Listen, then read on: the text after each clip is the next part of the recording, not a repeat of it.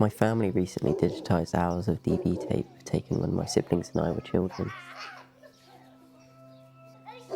Amongst the noise, glitches, and artefacts, there are glimpses into the past. Can you run towards Daddy as fast as you can? Now it's my turn. Yay! I nearly flew one out. What date is it? 15th of April, 2007. The footage provides a striking insight into the past. Andrei Tarkovsky himself called filmmaking sculpting in time, and described that with the birth of cinema, for the first time in the history of the arts, in the history of culture, man found the means to take an impression of time. Impression, in perhaps the more literal sense, allowing for a spectator to view a space and the time inherently bound to it.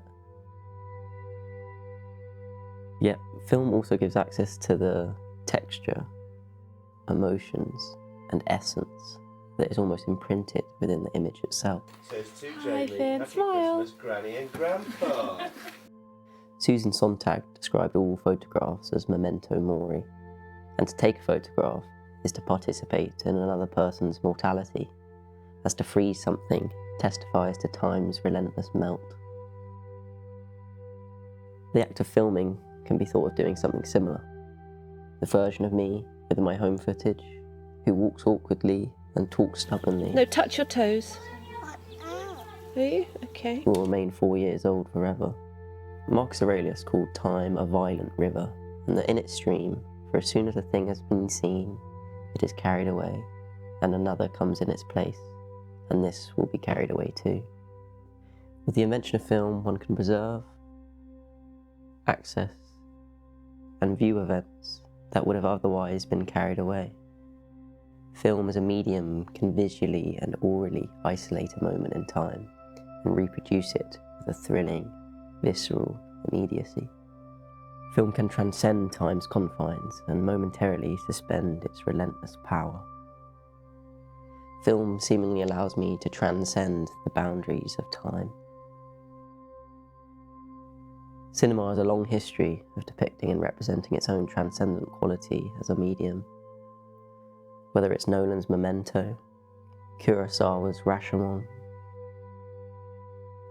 Nolan again, Malick,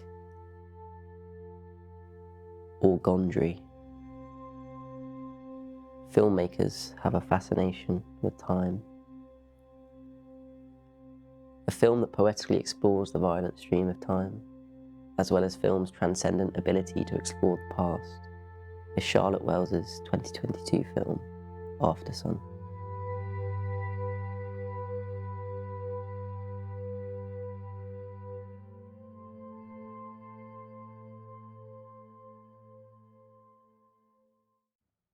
Aftersun is an analeptic story in that the majority of the events within the film are chronologically in the past.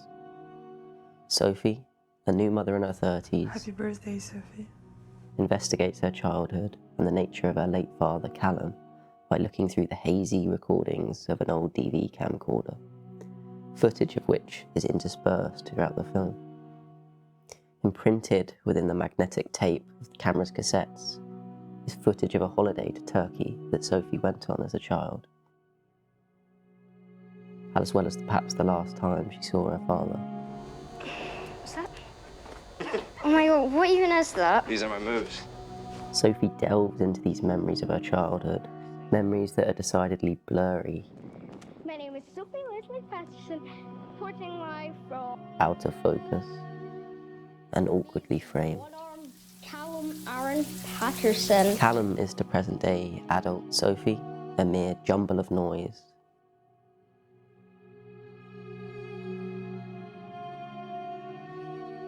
And yet, within that blurry, pixelated footage taken years prior, Sophie can just about re-see him.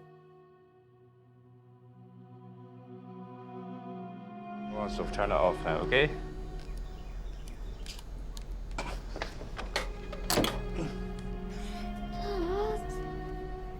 Okay, it's not recording. I'll just record it in my little main camera. Huh.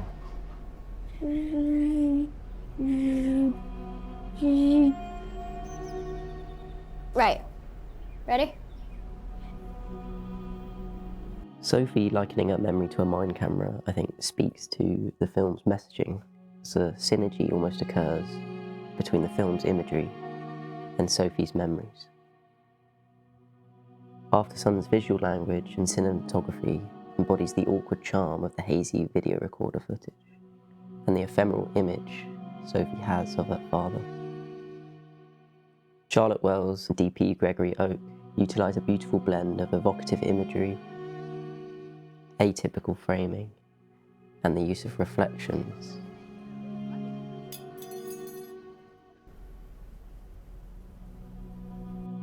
Distortions and shadow,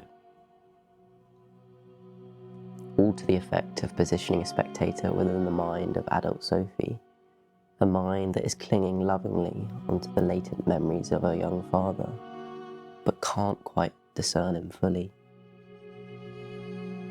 Charlotte Wells in an interview described shooting Callum, played by Paul Mescal, at arm's length more than anything else in the film, as it was important that ultimately Callum does remain unknowable.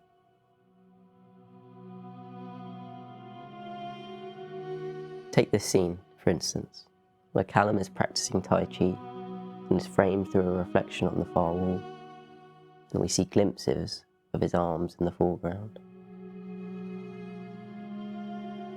We can only gain an impression of him, a rough understanding.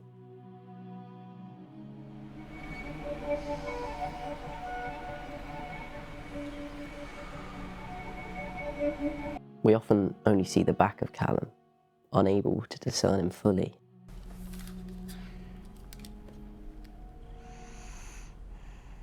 And often when we do see him front on, he is framed in a wide shot, distant and unknowable, unobtainable, or blended in with the colours of the scene around him. Or in an extreme close-up with a shallow depth of field, Sophie and us are given pieces of him, snippets. The impression of time that film can capture and hold is akin to a memory. If the film was shot on a handheld Super 8 camera, it might be grainy, badly exposed and out of focus. If it's on a DV camera, it might have digital artifacts and noise, distorting and abstracting the image. In the same way a childhood memory becomes increasingly hazy and harder to remember, film footage can retain and develop artifacts that reduce the clarity of the image. So as much as film can transcend the confines of time, it is ultimately imperfect. Andre Bazin notes the camera's ability to embalm time. In the same way Tarkovsky said film can take an impression of time, the ability to embalm a moment and suspend its temporality is a powerful notion that speaks to film's ability to preserve. Yet, despite being preserved, those impressions remain dead. However well a body is preserved and embalmed, it will never look alive again. It is swept away by the violent stream. As Sophie attempts to understand her father by exploring her past, she gains glimpses and flashes of him. Intercut throughout Aftersun are scenes with adult Sophie and Callum occupying a crowded, pitch-black rave, with interspersed flashes of bright light. Within these expressionistic sequences, Sophie and Callum, now the same age, exist in a strange liminal space that reflects Sophie's understanding of her father. As much as she ventures into her past, she can only ever gain a glimpse of her dad. By the film's end, Sophie gains a rough understanding of her father. She figures out he was a man that was deeply sad.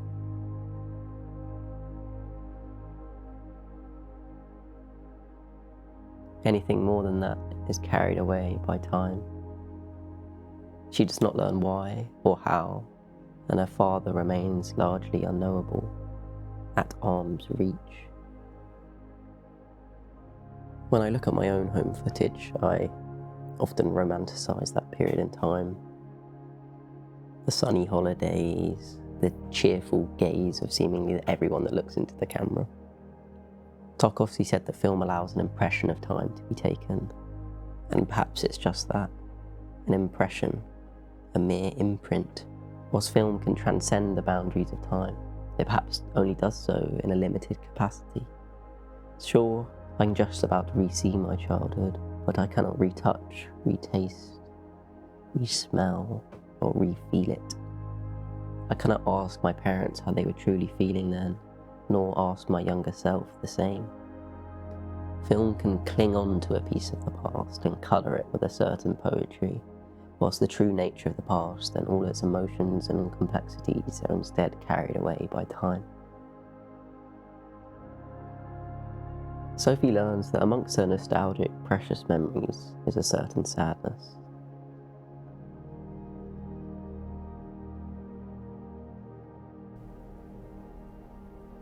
We're here to have a good time, eh?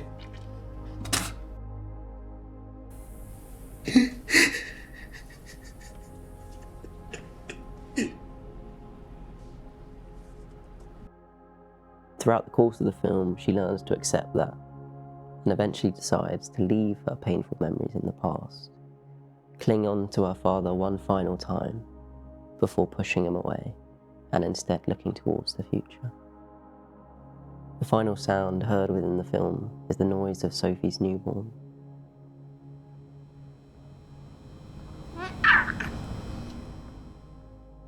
Film affords us incomplete impressions of the past, often coloured and indiscriminately tinted with hues of rose. As much as we can find ourselves desiring the seeming eternal bliss, solace and comfort it can provide,